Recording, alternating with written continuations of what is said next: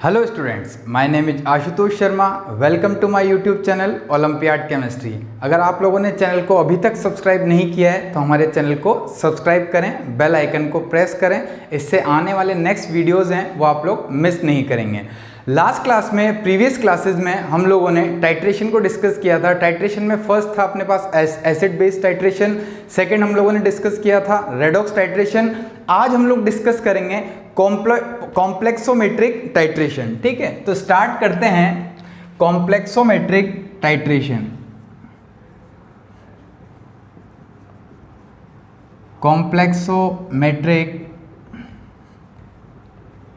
Titration क्या मतलब है इस टाइट्रेशन का? इस टाइट्रेशन में होगा क्या? तो देखो, नाम से यहाँ पर पता चलेगा आप लोगों को कि यहाँ पर कॉम्प्लेक्स फॉर्म होगा। क्या फॉर्म होगा? कॉम्प्लेक्स। कॉम्प्लेक्स मतलब होता है मेटल आयन का कॉम्प्लेक्स, जो कि होता है कोऑर्डिनेशन कंपाउंड। ठीक है, तो जिन बच्चों ने कोऑर्डिनेशन कंपाउंड्स पढ़ा हुआ है उनके लिए यहाँ पर कोई प्रॉब्लम नहीं है, लेकिन जिन्होंने नहीं पढ़ा हुआ है उनके लिए कुछ टर्म्स इंपॉर्टेंट होंगे जो हम लोग यहाँ पर डिस्कस करेंगे। क्या मतलब होता है कॉम्प्लेक्सोमेट्रिक टाइट्रेशन का? तो अगर इसको डिफाइन करें तो क्या हो जाएगा? It involves, या complexometric titration involves the formation of complex between analyte जो होगा अननोन सैंपल। अननोन सैंपल में क्या होगा? कैल्शियम आयंस या मैग्नीशियम आयंस या और कोई मेटल आयंस हो सकते हैं। एंड टाइट्रेंट होगा अपने पास नॉन सॉल्यूशन। जनरली हम लोग जो यूज़ करेंगे या इस टाइट्रेशन में हम लोग जो यूज़ करते हैं वो होता है non solution EDTA, ethylene diamine tetra acetic acid. ठीक है, वो हम लोग यहाँ पर यूज़ करेंगे नॉन सॉल्यूशन। इसको और क्या बोलते हैं? इसको बोलते हैं कॉम्प्लेक्सिंग एजेंट। ठीक है, ये कॉम्प्लेक्सिंग एजेंट मेटल आयन के साथ मिलकर क्या बना लेगा? एक कॉम्प्लेक्स। किसके थ्रू? कोऑर्डिनेशन बॉन्ड्स के थ्रू। ठीक है, कोऑर्डिनेशन बॉन्ड के थ्रू ये दोनों मिलके क्या बनाएंगे? कॉम्प्लेक्स बनाएंगे। इसीलिए हम क्या बोल रहे हैं इसको? Complexometric titration. इस टाइट्रेशन में क्या होगा, इसको समझने से पहले हम लोग देखेंगे कि क्या क्या इंपॉर्टेंट टर्म्स इसमें यूज होगी, जो कि जिन बच्चों ने नहीं पढ़ा हुआ है उनके लिए थोड़ा सा इंपॉर्टेंट है। जिन्होंने कोऑर्डिनेशन कंपाउंड चैप्टर नहीं पढ़ा हुआ है उनके लिए वो टर्म्स थोड़ी सी इंपॉर्टेंट है। ठीक है, अब देखो, ये कॉम्प्लेक्सोमेट्रिक टाइट्रेशन जनरली यूज कहां पर होती है? तो मेनली इसको यूज करते हैं, mainly used to determine metal ion concentration. ठीक है, या फिर टू चेक या टू डिटरमाइन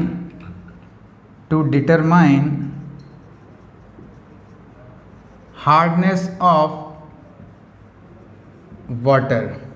अब आप लोगों को पता है वाटर की जो हार्डनेस है वो मेनली कैल्शियम आयन और मैग्नीशियम आयन की वजह से होगी। ठीक है, ये दोनों ही आयंस जो हैं वो रेस्पॉन्सिबल होते हैं वाटर के हार्डनेस के लिए। तो मेनली इनकी कंसंट्रेशन को मेजर करने के लिए हम लोग यूज़ करते हैं कॉम्प्लेक्सोमेट्रिक टाइट्रेशन। इस टाइट्रेशन को समझने के लिए कुछ इंपॉर्टेंट टर्म्स हैं जो हम लोगों को पता होनी चाहिए। वो हैं अपने पास, फर्स्ट है अपने पास लिगेंड्स। लिगेंड्स क्या होंगे ये आप लोगों को पता होना चाहिए। लिगेंड्स होते क्या हैं? तो अगर मैं इसको डिफाइन करूं तो द चार्ज्ड और न्यूट्रल स्पीशीज विद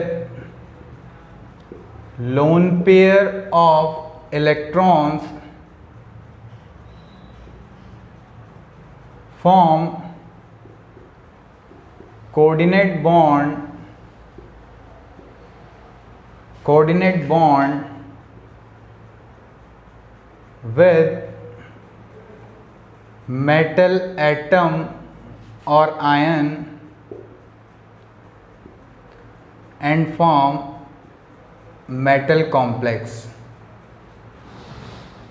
लिगेंड्स क्या होंगे? ऐसी चार्ज्ड और न्यूट्रल स्पीशीज जिनके पास क्या होते हैं? लोन पेयर ऑफ इलेक्ट्रॉन्स, जो क्या करेंगे उन मेटल एटम या मेटल आयन के साथ क्या बना लेंगे? Coordinate bond. और जब भी इनके साथ कोऑर्डिनेट बॉन्ड के थ्रू ये अटैच होंगे तो क्या बनेगा? Metal complex. Is it clear? Metal complex बनेगा, उनको हम क्या बोल देंगे? लिगेंड्स। ठीक है, तो द चार्ज और neutral species with lone pair of electrons form coordinate bond with metal atom और ion and form metal complex is non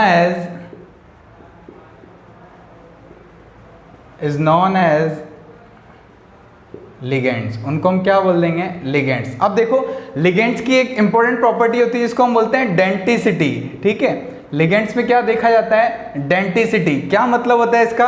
अगर कोई स्पीशीज है वो सिंगल कोऑर्डिनेट बॉन्ड बनाती है तो वो यूनिडेंटेड होगा। ठीक है, मतलब एक ही बॉन्ड कोऑर्डिनेट बॉन्ड बनाएगा तो वो यूनिडेंटेड होगा। अगर डबल कोऑर्डिनेट बॉन्ड बनाने की कैपेसिटी है तो उसको हम क्या बोल देंगे? डाइडेंटेड। अगर ट्रिपल कोवेलेंट बॉन्ड बनाने की कैपेसिटी है तो वो क्या होगा? ट्राइडेंटेड। ऐसे अगर मैक्सिमम मतलब मोर देन वन जो कैपेसिटी होगी अगर बॉन्ड बनाने की तो उसको पॉलीडेंटेड भी हम लोग बोल सकते हैं। फॉर एग्जांपल अगर मैं बात करूं NH3 की, यहाँ पर अगर मैं NH3 की बात करता हूं तो नाइट्रोजन के पास यहाँ पर क्या होगा? एक लोन पेयर होगा। ये लोन पेयर अगर डोनेट करेगा तो क्या बनेगा? Coordinate bond. कोऑर्डिनेट बॉन्ड मैं पहले पढ़ा चुका हूं। ठीक है, डिस्क्रिप्शन में लिंक दिया हुआ है, आप लोग देख सकते हैं। मैंने कोऑर्डिनेशन कंपाउंड के ऑक्सीडेशन नंबर कैलकुलेट करना बताया था, तब मैंने एक्सप्लेन किया था। तो यहाँ पर ये जो लोन पेयर है, ये लोन पेयर क्या कर सकता है? एक कोऑर्डिनेट बॉन्ड बना सकता है। इसलिए NH3 क्या होगा? यूनिडेंटेड।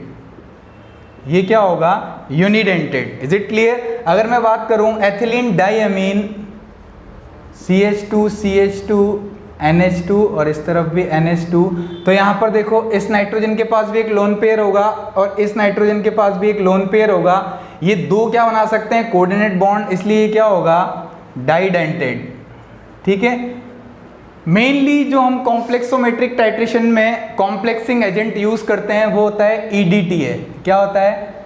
EDTA। इसको हम बोलते हैं एथिलीन डाइअमीन टेट्रा एसिटिक एसिड। ये क्या होता है? हेक्साडेंटेड। ये मैक्सिमम 6 कोऑर्डिनेट बॉन्ड फॉर्म कर सकता है मेटल आयन के साथ, इसीलिए इसको क्या बोलते हैं? हेक्साडेंटेड। या पॉलीडेंटेड भी आप लोग इसको बोल सकते हो। जो हम लोग यहाँ पर यूज करेंगे कॉम्प्लेक्सोमेट्रिक टाइट्रेशन में वो है EDTA। बहुत इंपॉर्टेंट होता है। मेनली कॉम्प्लेक्सोमेट्रिक टाइट्रेशन में EDTA को ही यूज किया जाता है। क्यों यूज किया जाता है अभी हम लोग देखेंगे। ठीक है, देखो अगर मैं EDTA के स्ट्रक्चर की बात करूं तो कुछ ऐसा स्ट्रक्चर होगा CH2 CH2 N N फिर CH2 CH2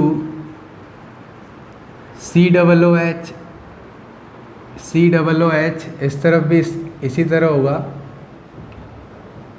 ये CH2 COOH। ठीक है, ethylene diamine tetra acetic acid. ठीक है, 4 एसिटिक एसिड ग्रुप यहाँ पर कनेक्टेड हैं। ठीक है, इसको हम क्या बोलते हैं? Amino carboxylic acid. Amino carboxylic acid भी इसको बोलते हैं। ये क्या है? EDTA। इसका शॉर्ट फॉर्म है। फुल फॉर्म क्या होगा? Ethylene diamine tetra acetic acid. ठीक है, ये हेक्साडेंटेड कैसे होगा? तो देखो इस नाइट्रोजन के पास लोन पेयर है, इस नाइट्रोजन के पास लोन पेयर है, तो 2 कोऑर्डिनेट बॉन्ड तो यहाँ से बनेंगे। ये जैसे ही डीप्रोटोनेटेड होगा, मतलब हाइड्रोजन को रिलीज करेगा, वाटर में जाते ही हाइड्रोजन को रिलीज करेगा, तो यहाँ पर ऑक्सीजन पर नेगेटिव चार्ज, यहाँ भी नेगेटिव, यहाँ भी नेगेटिव, यहाँ भी नेगेटिव। तो ऑक्सीजन के पास क्या होगा? लोन पेयर्स होंगे डोनेट करने के लिए। तो यहाँ पर ये एक लोन पेयर डोनेट करेगा, ये एक लोन पेयर डोनेट करेगा, यहाँ भी इसी तरह से होगा। तो एक लोन पेयर मतलब होता है एक कोऑर्डिनेट बॉन्ड। तो 4 कोऑर्डिनेट बॉन्ड तो यहाँ पर होंगे, देखो 1 2 3 4 5 6, इसीलिए क्या होता है? हेक्साडेंटेड। ठीक है, तो ये किसी भी मेटल आयन के साथ क्या बनाएगा? 6 मैक्सिमम 6 कोऑर्डिनेट बॉन्ड ये फॉर्म कर सकता है। Is it clear? Second important term है अपने पास metal complex.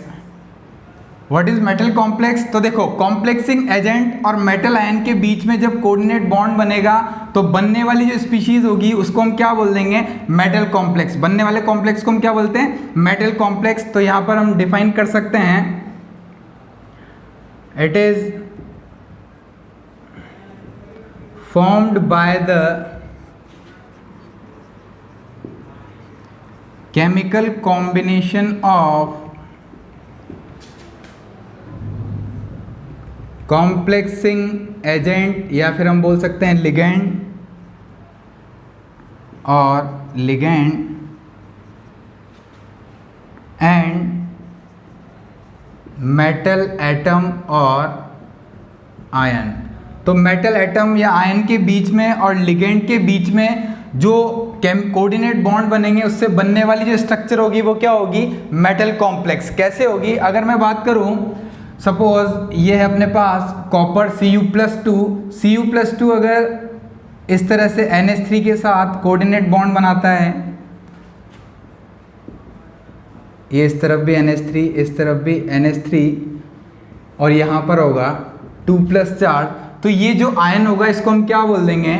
Tetra amine copper second ion. ठीक है, तो ये क्या है? Metal ion complex. ठीक है, ये क्या है अपने पास? Metal complex. कैसे मेटल कॉम्प्लेक्स होगा? ये जो न्यूट्रल स्पीशीज हैं इनको तो हम बोलेंगे लिगेंड्स। लिगेंड्स क्या होता है? इनके पास लोन पेयर है, ये लोन पेयर डोनेट कर रहे हैं और कोऑर्डिनेट बॉन्ड बना रहे हैं। और Cu क्या है? किसके साथ बना रहे हैं? Cu मेटल के साथ, इसीलिए क्या होगा? Metal complex. अगर मैं बात करूं इस कॉम्प्लेक्सोमेट्रिक टाइट्रेशन में किस तरह का कॉम्प्लेक्स बनेगा, तो देखो ये EDTA जो है वो Ca+2 के साथ Ca+2 के साथ कोऑर्डिनेट बॉन्ड बनाएगा और क्या बना लेगा? Metal complex. किस तरह का बॉन्ड बनाएगा तो देखते हैं।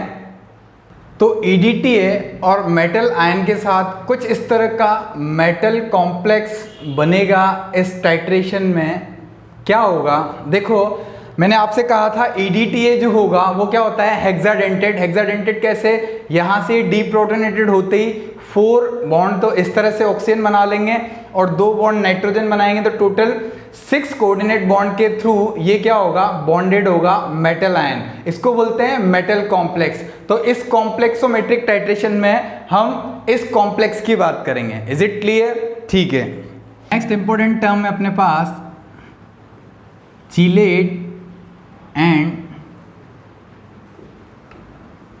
चीलेटिंग एजेंट। ठीक है, क्या मतलब होगा चीलेट और चीलेटिंग एजेंट का? तो देखो, डिफाइन करते हैं इसको। When a polydentate ligand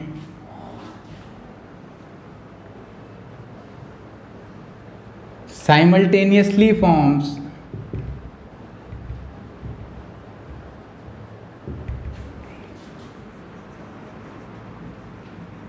more than one coordinate bond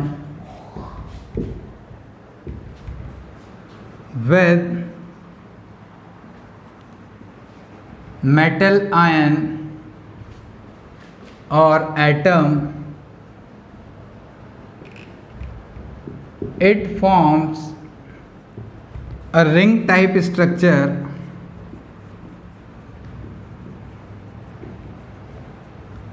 called chelate, and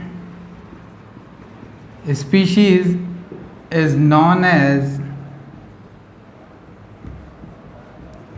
chelating agent. ये जो लिगेंड होगा, इस टाइप के लिगेंड को हम क्या बोल देंगे? Chelating agent. What is the meaning of chelate? Chelating agent क्या होता है? चीलेट क्यों बनते हैं और बनते हैं तो क्या इफेक्ट आएगा? तो देखो, ये जो अगर मैं कैल्शियम की बात करता हूं और EDTA की बात करता हूं तो दोनों के थ्रू जो कोऑर्डिनेट बॉन्ड के थ्रू बना है वो है मेटल कॉम्प्लेक्स। ठीक है, इस तरह का जो मेटल कॉम्प्लेक्स है जहां पर एक कैल्शियम या मैग्नीशियम आयन या जो भी मेटल एटम या आयन है वो इस तरह से एक रिंग टाइप की स्ट्रक्चर बना लेता है, तो इसको हम बोल देंगे चीलेट। इसको हम क्या बोलते हैं? चीलेट। और यहाँ पर EDTA जो होगा, इस स्ट्रक्चर को तो हम क्या बोलेंगे? चीलेट। और यहाँ पर जो EDTA होगा उसको हम क्या बोल देंगे? Chelating agent. इसको हम क्या बोल देंगे? Chelating agent. ठीक है, तो EDTA यहाँ पर किसकी तरह बिहेव कर रहा है, चिलेटिंग एजेंट की तरह, और यहाँ पर ये रिंग टाइप स्ट्रक्चर है। देखो एक ही मेटल एटम या आयन सभी तरफ से पॉलीडेंटेड लिगेंड से क्या है, कवर्ड अप है और कोऑर्डिनेट बॉन्ड बनाए हुए हैं इसने, ठीक है, और एक रिंग टाइप की स्ट्रक्चर बनाई है, तो इसको हम क्या बोल देंगे, चीलेट। एक्चुअल में क्या होता है, ओपन स्ट्रक्चर और रिंग टाइप स्ट्रक्चर जब बनती है तो दोनों में एक डिफरेंस आता है। डिफरेंस क्या आता है, ये मेटल एटम को बहुत अच्छे से पकड़ के रखते हैं, स्ट्रेंथ होती है इसमें, इसलिए क्या होते हैं, मोर स्टेबल। ये क्या हो जाएंगे, मोर स्टेबल, किसके कंपेयर में, ओपन स्ट्रक्चर के कंपेयर में। तो ओपन स्ट्रक्चर के कंपेयर में जो चिलेट होता है वो क्या होता है, मोर स्टेबल होता है, इसीलिए हम यहाँ पर चिलेट की बात करेंगे। एक्चुअल में चिलेट वर्ड यूज क्यों कर रहे हैं, तो देखो अभी थोड़ी देर में आप लोगों को पता चलेगा, जब मैं इंडिकेटर की बात करूंगा तो वहां पर इंडिकेटर जो मेटल के साथ कॉम्प्लेक्स बनाएगा और EDTA जो मेटल के साथ कॉम्प्लेक्स बनाएगा, उन दोनों में जो स्टेबिलिटी होगी वो EDTA मेटल कॉम्प्लेक्स की ज्यादा होगी, ठीक है। अभी हम देखते हैं वो ज्यादा क्यों होगी, क्योंकि यहां पर वो क्या बनाएगा, चिलेट। चिलेट मतलब रिंग टाइप स्ट्रक्चर। और जो अपने पास इंडिकेटर होगा, मेटल आयन इंडिकेटर, वो मेटल के साथ जो कॉम्प्लेक्स बनाएगा वो रिंग स्ट्रक्चर नहीं होगी, वो क्या होगी, ओपन स्ट्रक्चर, इसलिए वो लेस स्टेबल होगा, ठीक है। तो नेक्स्ट हम वही बात करने वाले हैं। फोर्थ अपने पास मेटलोक्रोमिक इंडिकेटर और मेटल आयन इंडिकेटर। ये इंडिकेटर भी इंपॉर्टेंट है, इस कॉम्प्लेक्सोमेट्रिक टाइट्रेशन में हम लोग यूज करेंगे। क्या मतलब होता है मेटलोक्रोमिक इंडिकेटर का,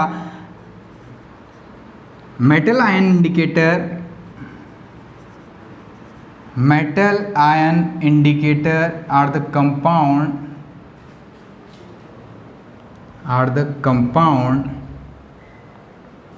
that are capable of forming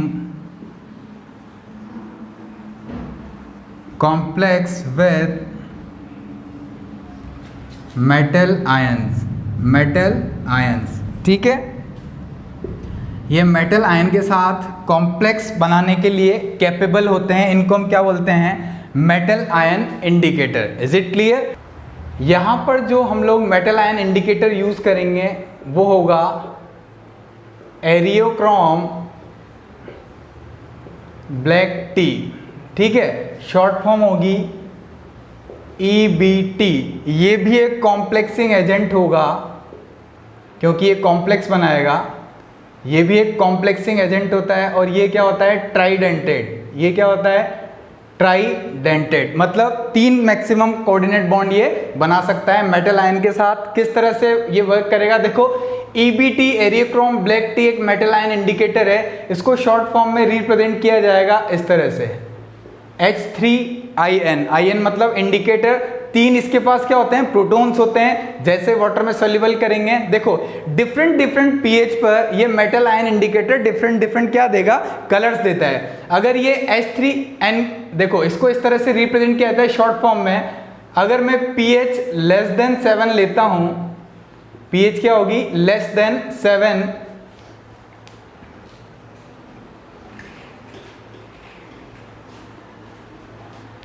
देखो ये जो एरियोक्रोम ब्लैक टी है इसको शॉर्ट फॉर्म में इस तरह से रिप्रेजेंट किया जाता है, क्योंकि ये क्या है, ट्राइडेंटेड, 3 प्रोटॉन्स होते हैं, तीनों प्रोटॉन्स अगर ये रिलीज कर देगा तो 3 मैक्सिमम कोऑर्डिनेट बॉन्ड ये बना सकता है। डिफरेंट pH पर ये इंडिकेटर डिफरेंट कलर देगा।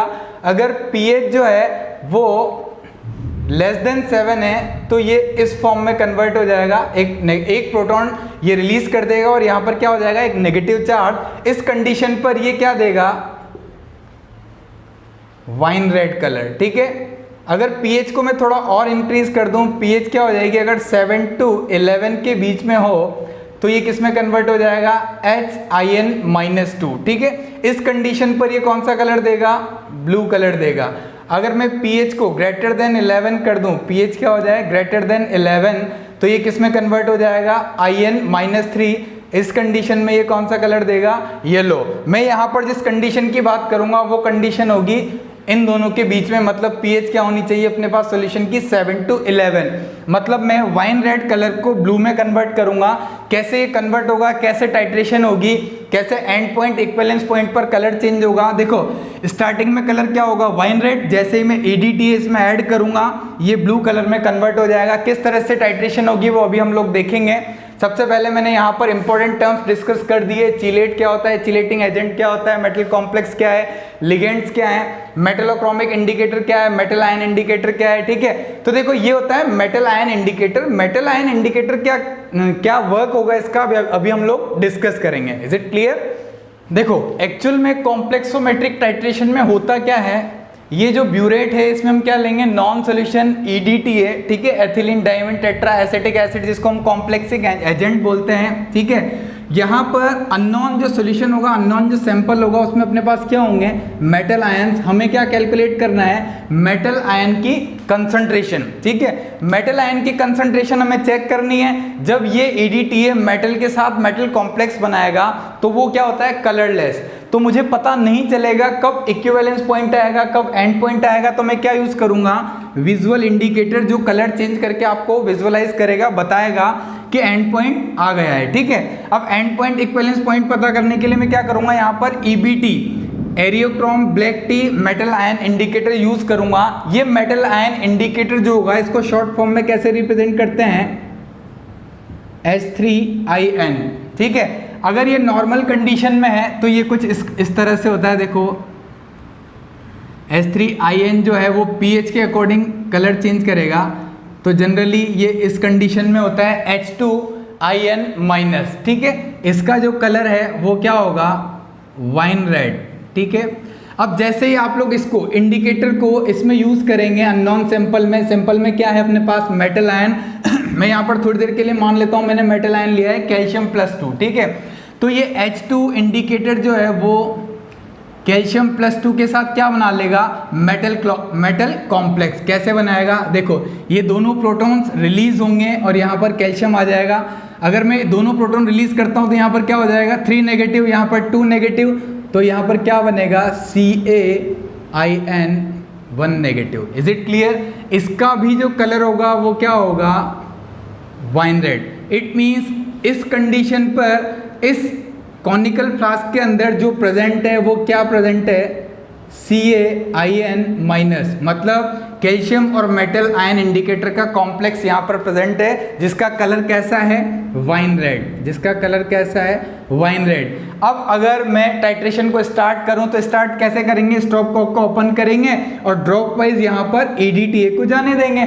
जैसे EDTA यहाँ पर आएगा तो क्या किस तरह की रिएक्शन होगी, देखो अब क्या करेगा, EDTA इस मेटल आयन के साथ एक कॉम्प्लेक्स बनाएगा। क्या मतलब है इसका, यहाँ पर कैल्शियम और मेटल आयन इंडिकेटर के बीच में जो कॉम्प्लेक्स बना है, अभी मैंने थोड़ी देर पहले आपको बताया था चिलेट। ठीक है, इनके बीच में जो कॉम्प्लेक्स बना है वो लेस स्टेबल है, और इसके EDTA और कैल्शियम के बीच में जो कॉम्प्लेक्स बनेगा वो क्या होगा, मोर स्टेबल।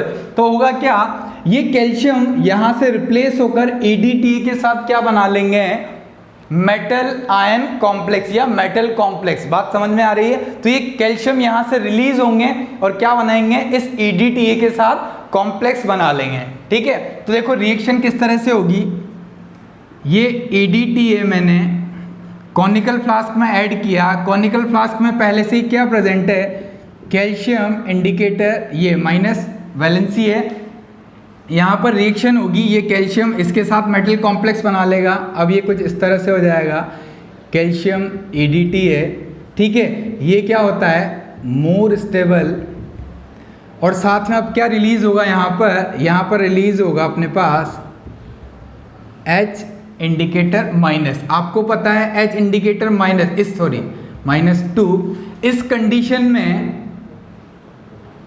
इस कंडीशन में ये किस कलर में होगा, ब्लू कलर में। तो यहाँ पर जैसे ही आप लोग EDTA ऐड करते जाएंगे, एक कंडीशन ऐसी आएगी जब सारे कैल्शियम इस इंडिकेटर को छोड़ देंगे और इस EDTA के साथ क्या बना लेंगे, मेटल कॉम्प्लेक्स। इस तरह से इस ये जो मेटल कॉम्प्लेक्स होगा ये मोर स्टेबल होगा, और ये जो रिलीज होते जाएंगे वो किस फॉर्म में कन्वर्ट होता जाएगा, H इंडिकेटर -2 में। क्यों इस तरह से कन्वर्ट होगा, क्योंकि हम लोगों ने pH कितना मेंटेन किया हुआ है, 10।